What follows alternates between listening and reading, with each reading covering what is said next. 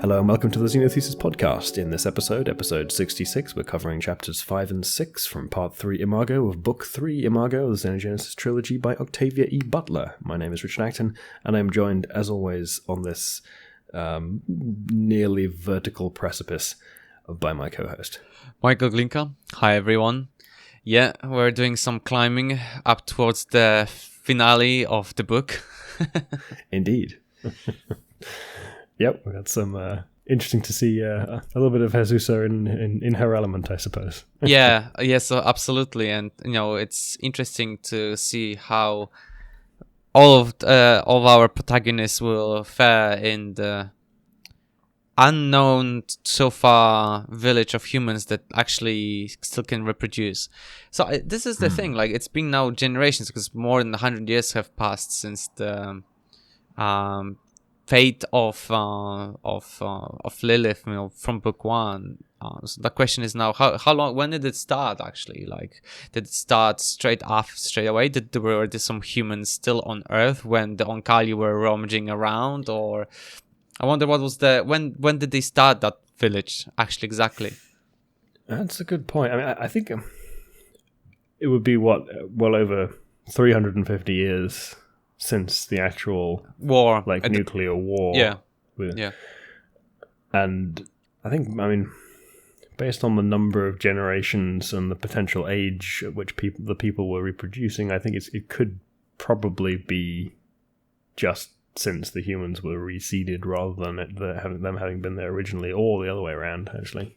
Because the reason why is, the thing is, they do mention that earlier. They were mentioning about the elders that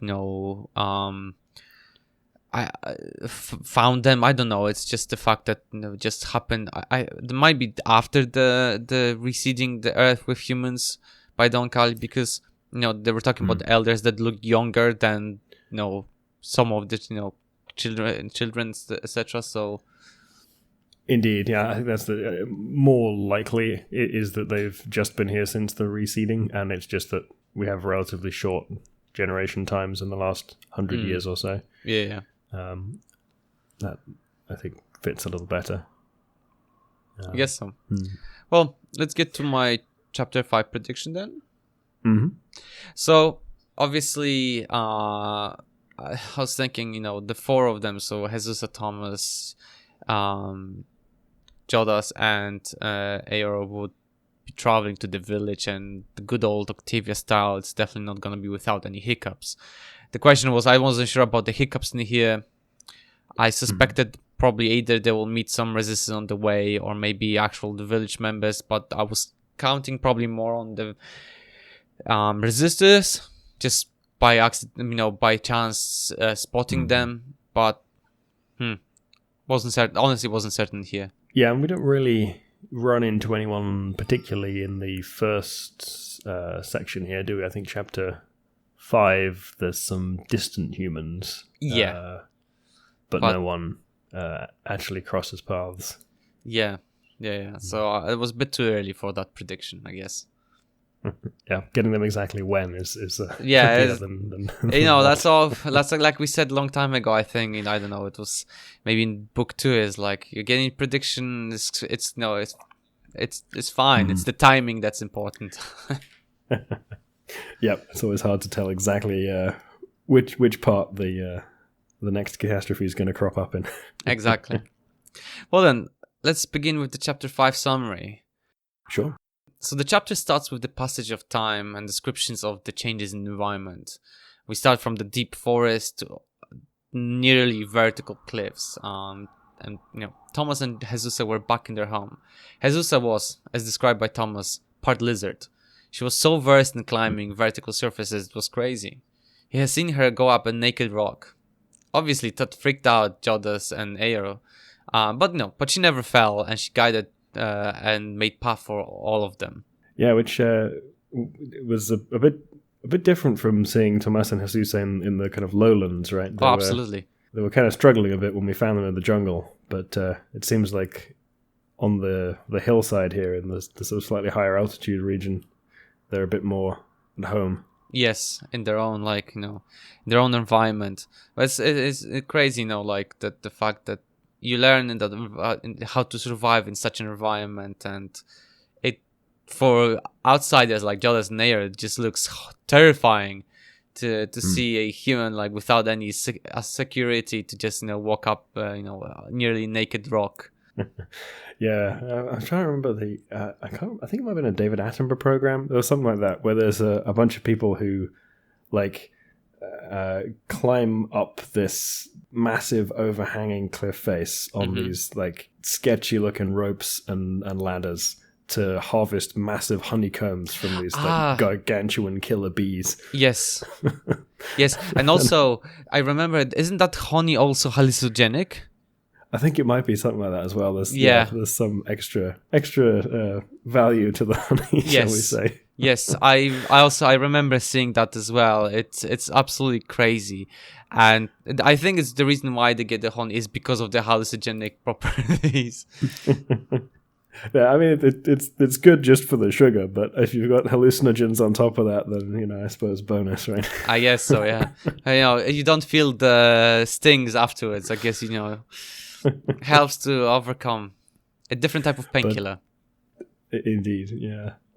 But it's that kind of thing, right? And there's quite a lot of examples of that from various like kind of remote tribal cultures where they do these insane things that would get an outsider killed if they tried it on the first run. Oh, right? absolutely. But they've got a tradition that works for it. I have an example in the tribe in Amazon forest. I think it was Amazon forest, where they use these poisonous frogs. And the poison, and they basically make scars on their bodies, right, with the poison build up the resistance, and like some of those people, some of the tribal members, they have like hundreds upon hundreds of scars on their bodies for like those little dots from that ritual, from those rituals, and it's just like, wow. Try to do it, if I did it, I'd be dead straight away without the resistance they build up. And so it makes you always think about like the first few people who tried this. Oh yeah, absolutely. It's like some people definitely died. Absolutely, no. Let's salute all of those who died for as a stepping stone for all of us to survive. Getting just slightly out of your element there can be enough to really throw you, though. That's absolutely. The specificity of the lessons learned is quite extreme. So easy to be unseated. Absolutely. But yeah, continuing on, at some point we have a small interlude where Thomas and Jesus went and caught a fish for a meal.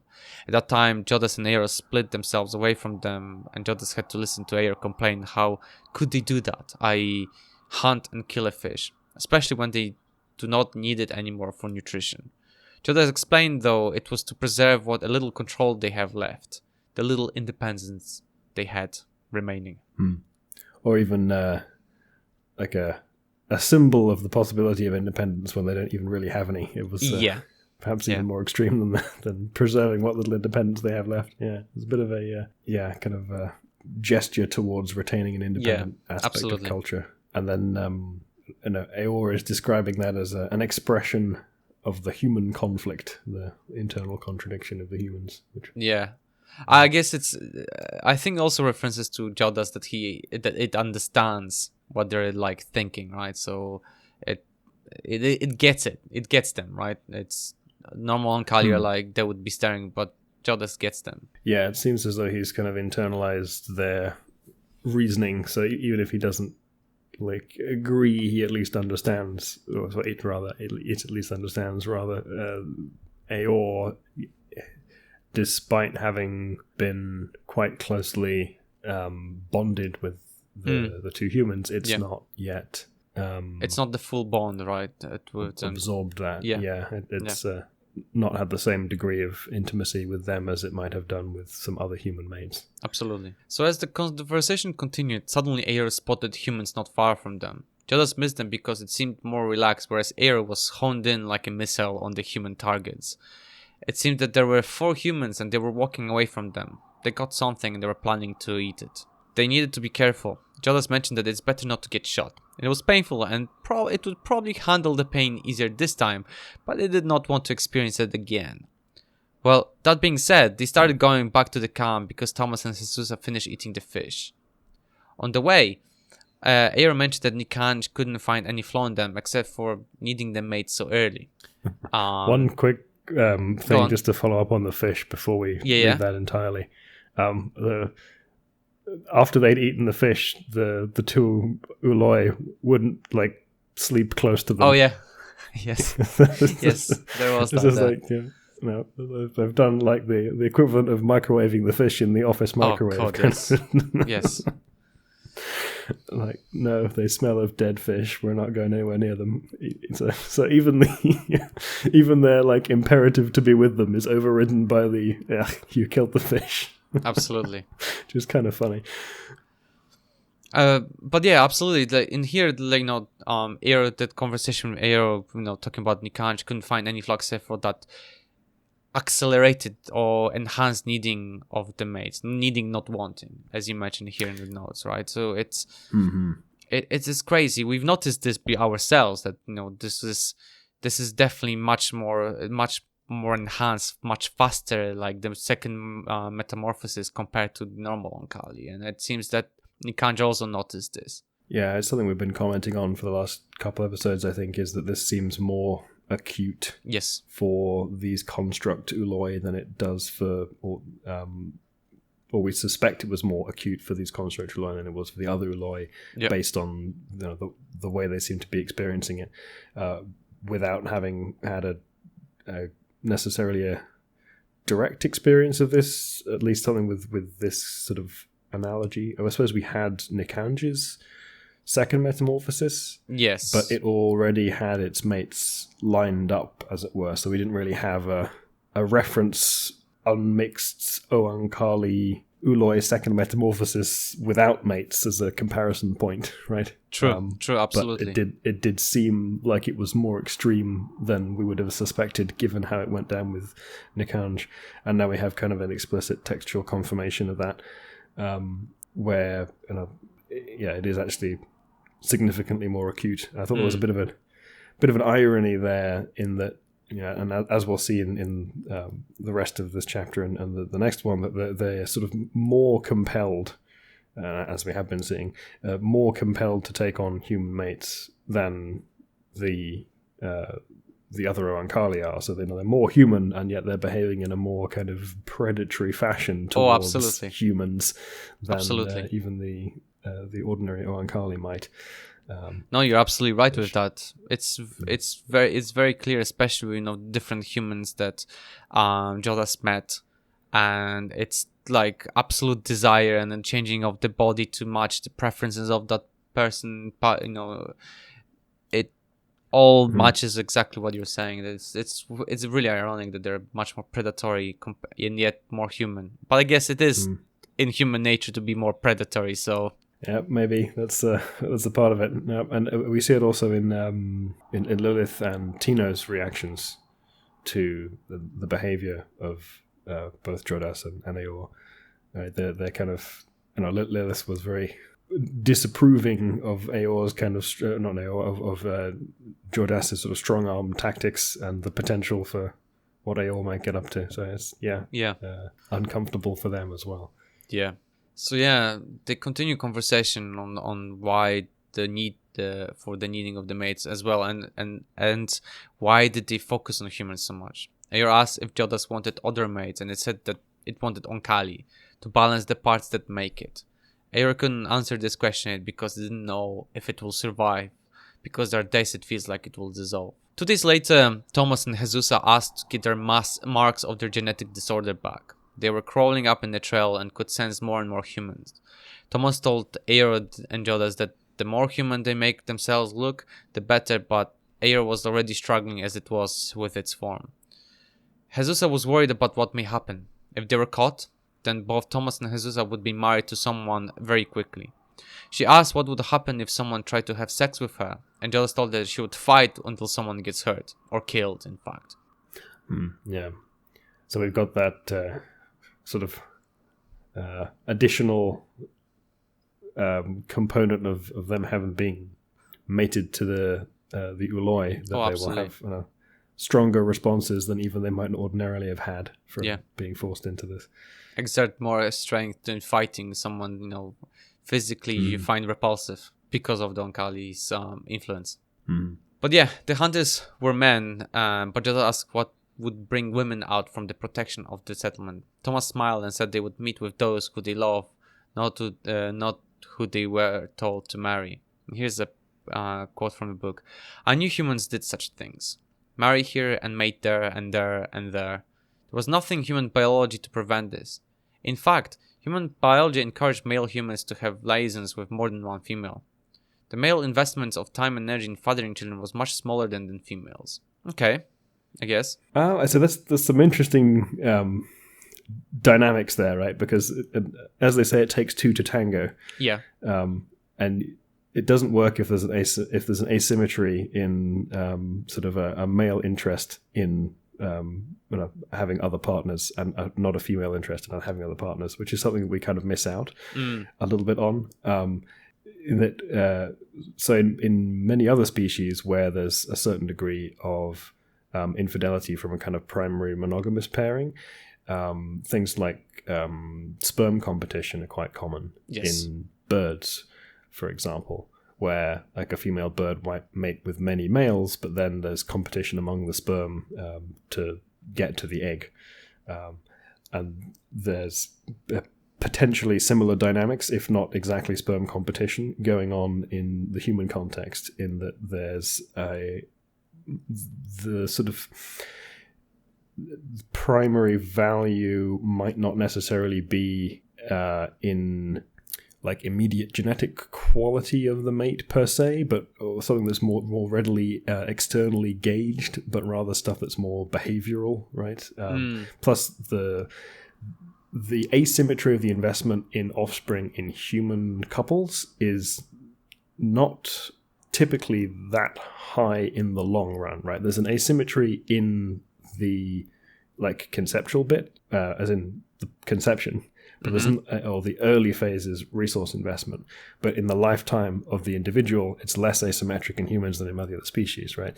In order to raise a human child, they're very expensive. So there's a high degree of male investment later in the life of the kids beyond the initial gestation, right? So there's reasons why females might seek out other male partners as a way of A, selecting for genetic quality among potential partners who they might have kids with, but B, also for the long-term commitment. Yes, sort of exploring the possibility of long-term commitment. There's also concepts like mate insurance, making sure that if you lose your primary mate, you have a good backup. And also just sort of that's sort of the long-term investment thing might well be how to phrase this. My brain's a bit slow today. I have a cold, so I'm maybe umming and ahhing more than usual.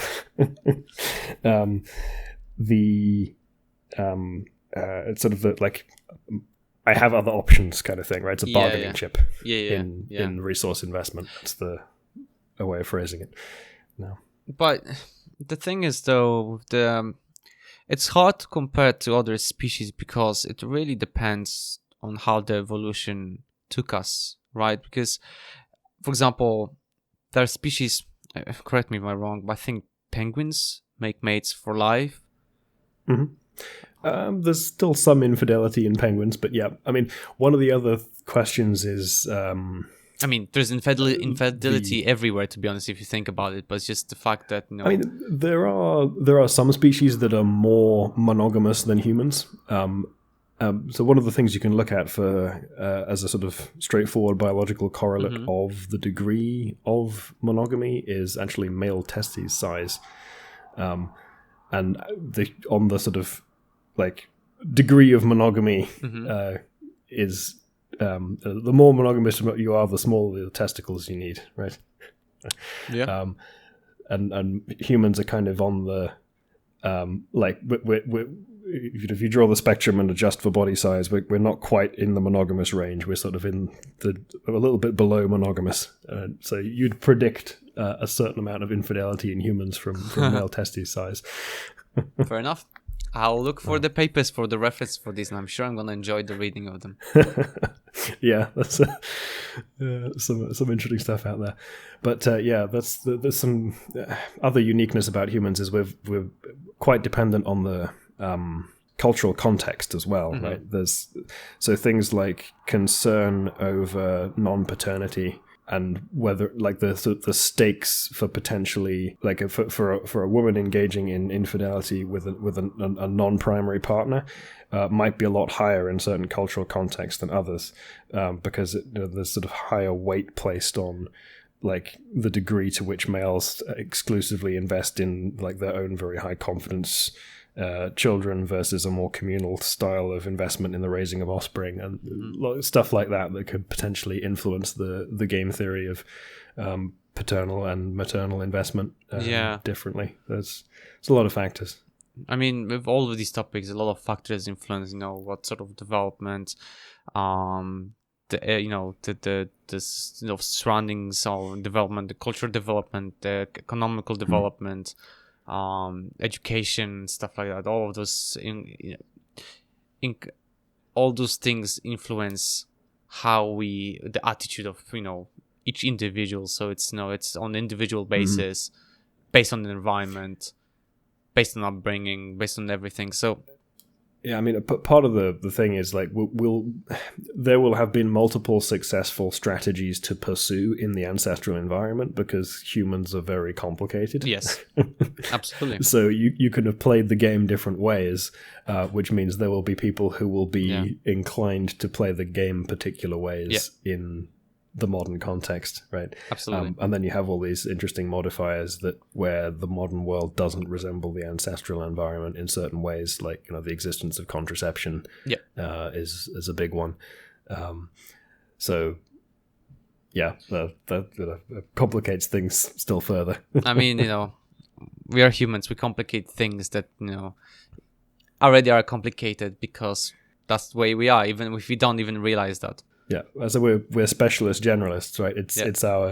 It's the same thing with all of those cultural specifics that we mentioned earlier, right? We have these niche cultural adaptations to like particularities of our environment, and the same thing is true. We have niche cultural adaptations to the particularities of our environment with respect to our mating and reproductive strategies as well, which very much complicates what are the biological correlates of that, right? And there might be, and indeed there probably are, multiple semi-stable reproductive strategies wherein it won't be that there's one strategy that people follow, but there will be several grooves that people are likely to fall into, and then we'll kind of might potentially move between them, right? So if you thought of it as like a landscape with peaks and valleys, people might have a deeper valley in one particular location where they're likely to end up falling into that form or that approach, that particular strategy. But different contexts might cause them to jump into a different local minimum. Yeah. But then it might be that it's not necessarily a smoothly continuous strategy between all of them, right? There are like the behavioral repertoire will probably come in clusters, is effectively what I'm saying. Yes. Yeah. Because they'll be complementary for a particular strategy. Absolutely. So yeah.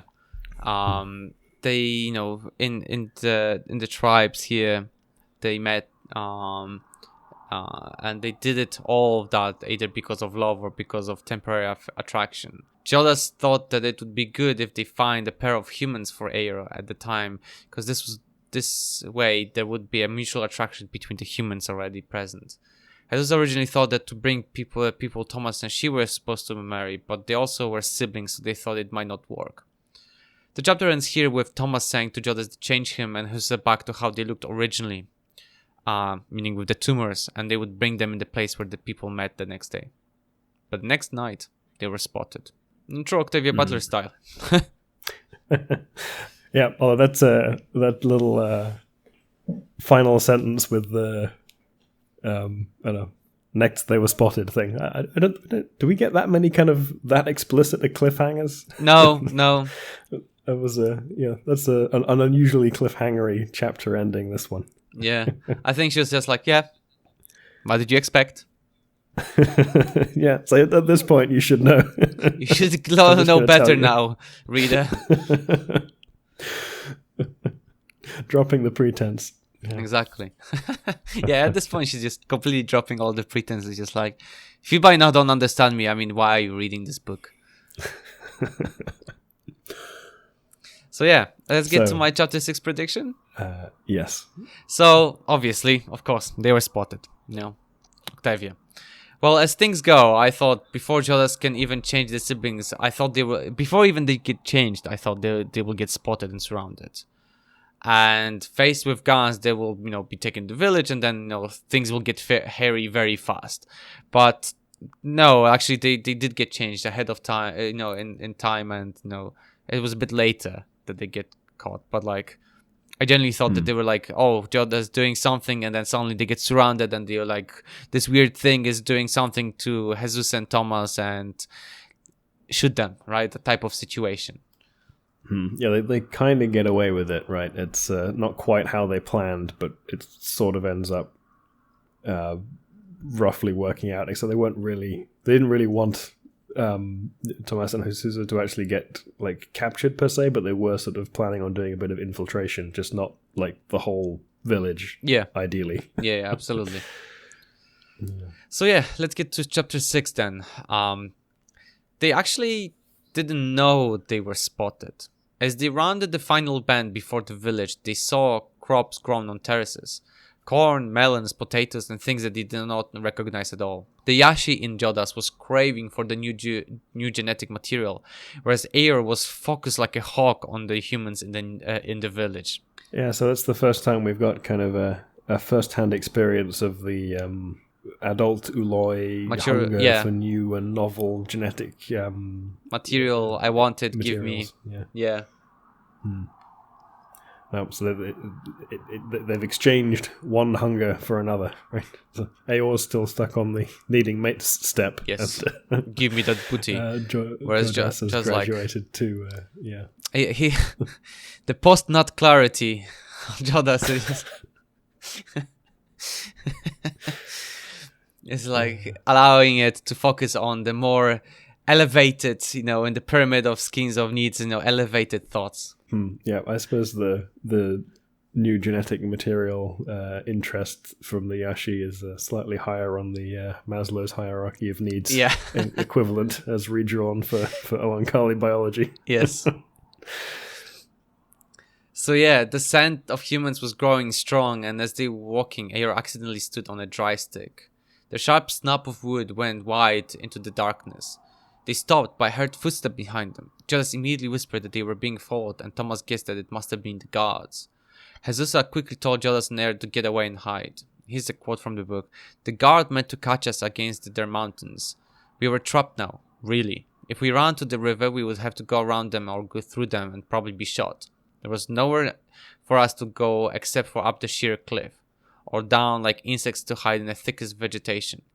We could not get away, but we could hide, and if the guard found Jesus and Thomas, perhaps they would not look for us. Jodas pulled Ayer down, and they tried to blend with the low vegetations. The humans passed on either side of where they were hiding because they couldn't see well in the darkness. Jesus and Thomas went further to pull them away from Don Kali. At some point, the guards caught up with Jesus and Thomas. There were shouts, but eventually things calmed down after Jesus and Thomas introduced themselves. Jesus could see them from the distance, and both looked back like they did before meeting it. The construct was thinking, what would happen to the siblings now? Would they get separated, imprisoned, and questioned? Thomas was planning to say that they were caught in the resistor village and he had to work while Jesus was kept in the cage. Here's another quote from the book. The two had been recognized now. There were no more hostile cries, only Jesus' anguished, Hugo, please let me go. Please, I won't run away. I've just run all the way home. Hugo. The last word was a scream. He was touching her, this Hugo. She had known they would touch her. She had not known until now how difficult it would be to endure their touch. She could touch other females in comfort. Thomas could touch males. They would have to protect one another as best they could. Let her alone, Thomas said. You don't know what she's been through. His voice said she had already been released. He was only warning. Yeah, so it's kind of more acute, the like aversion to other males than they were prepared for, perhaps. I'm pretty sure that, and also the fact that, I mean, initially when I read this chapter, this paragraph, I thought that, they were being held, right? And either they're just surrounded, and someone from behind would catch you around, and you wrap their arms around you and keep you from running away.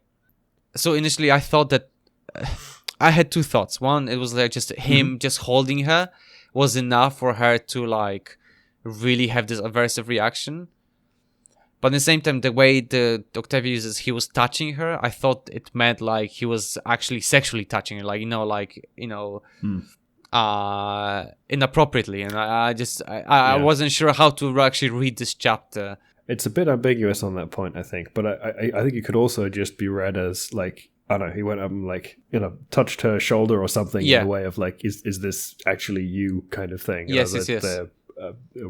Kind of welcoming back a missing member of the community type thing, rather than anything inappropriate. It could easily have just been like that end of the touching the spectrum, and still having produced this degree of like aversive reaction. Yeah. So I generally didn't know how to. I think I'm leaning towards what you said. It was more of like, just grabbed and then like, oh my god, is that really you type of situation, rather than she's like, just let me go, type of the reaction because of the oncali pheromones in her body. It would make a bit more sense for like the degree of surprise that she seems to be experiencing, and the magnitude of her own reaction, as it were. If it was not something that would normally cause a high magnitude reaction. Yes. Yeah. So the conversation was getting nasty. People were questioning them, some suggesting that it would be better not to let them live. Some were suggesting to strip them there. Thomas, pissed off, told the guy named Hugo who suggested that maybe he should also bring his sister and get her stripped by 7 men. Jesus mentioned a story about big yellow water jar that her and Hugo used to hide in until they broke it and she got caught, and she never told anyone that he was with her. That seems to convince them that, who they were, that they confirm their identities and take them up to the village. The chapter ends here with Jodas and Nero following them and seeing that 4 out of 7 gods were obviously distorted by the genetic disorder. And there was an interesting little line here in that the gods were like looking different enough from ordinary humans because of this, that they would probably have just been shot on sight by the lowland resistors, which is quite ironic. Another great irony. Right? These are your fertile, reproductive, Oankali-free human brethren, and yet you would shoot them. Yeah. So they followed until there was a forest cover. Eero said to Jodas that they can't just wait in a cave, and they need to get them out. Jodas argued that they should give them some time, but point 1, Eero was already feeling it, like it was dissolving just by seeing them walk away, and it's better to go after them now, since they are still in control and their body is not making them run blindly after the siblings. That's where the chapter ends. Yeah, so we've got Eeyore not in great shape, right? Kind of still on the verge of dissolving, not probably upturning kind of combat with the humans. We've got Jodas going to be jonesing for the presence of Tomas and Jesusa pretty soon. And similarly for those two. So it's all around not a great time for everyone. I just feel like I imagine Air like prancing around like back and forth, like a predator cat, like looking at its prey, just like can't wait to get there, but like in the same time almost dissolving because it's its biology is just messing around. And there's a lot of kind of just general like any like male human female pair we can get our hands on, right? If we can get a pair of humans, any pair of humans to give to Eeyore, then great. It's they've kind of dropped all pretense of like, let's find some, willing participants in this whole affair. It's just no. The first suitable pair of humans we can get our hands on, we will, hand over to Aor. And honestly, it just feels like it's really weird. Like, can you imagine this situation? You're like in this, let's say in this forest, right? And you're like, let's say there's a beautiful moonlight groove, and you meet with like, with the person interested in, whether male or female, and they're like, like these things are getting heated up, and suddenly you see members of your village you haven't seen in a long time come out, and you're like, oh, hi, and they're like, what are you doing here? And like, you introduce, and then suddenly like, oh, we have someone to introduce you, and you see like Aor come out with like salivating, looking at this humans, just like, hi, just like saliva coming out of his mouth. It's just like, oh yeah. It feels like the introduction to some kind of like cross between a really bad adult movie and like a horror film. Yes, basically. Like basically a scary movie type of like horror / comedy type of situation here. Oh dear. No. Yeah. Yeah. So we're just gonna go and like assault and mind control some humans. Basically. And we're down with that plan. But at the same time now we've got Tomas and Hasusa just stuck at the other end of this inquisition of like, where have you been for the last however long they've been gone? Exactly. And the associated suspicion with having been away from the village and potentially under the influence of outside forces. Oh, absolutely. It's not gonna go great. So I guess let's go to my chapter 7 prediction for this. Sure. So obviously I thought Jodas and Aor will not be able to stop themselves and will have to follow the group, because that's what Oankali do, and that's what will bring chaos and misery into the situation. And just basically thought that, I don't know, in a way I thought maybe they will go to the village, but in a roundabout way. I mean, that would be smarter to do, like, still Jodas being the sane one. It would try to take Aor around to observe the village and maybe be able to spot where Thomas and Jesus are from a distance. I don't know, I'm not sure, but I know that I'm certain at this point that at some point there's gonna be a Oankali meeting the humans, and things gonna be really bad. Yeah, it doesn't feel like there's a straightforward way out of this situation. Right? No.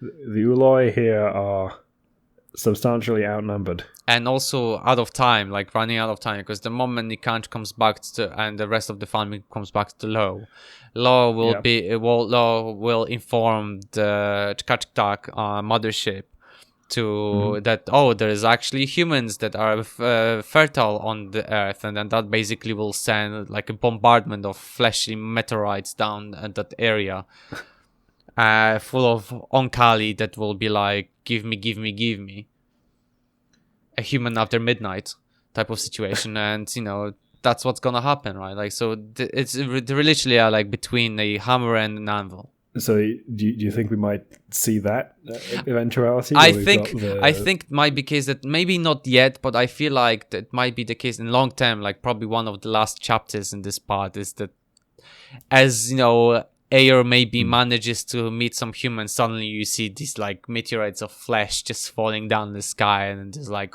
Oankali, like dropping commando styles, like. Like in Aladdin, the animated Aladdin Disney, like